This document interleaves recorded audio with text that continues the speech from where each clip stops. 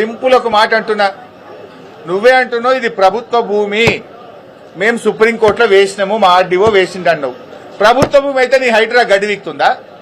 ప్రభుత్వ భూములు కాపాడడానికి, చెరువులు కాపాడడానికే కదా హైడ్రా.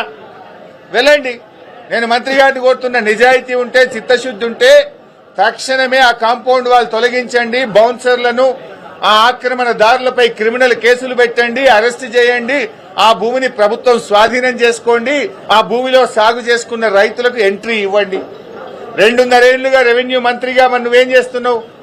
ప్రభుత్వ భూమి అని నిన్న చెప్పినావు కదా. If it is government land, why government is not taking action? As per the land ceiling act, RDO is the custodian of the sealing lands. Then what is that RDO is doing? What is that Hydra is doing?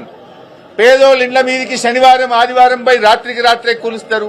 High court స్టేలున్నా కూల్చే Hydraa ఇక్కడ a stay లేదు.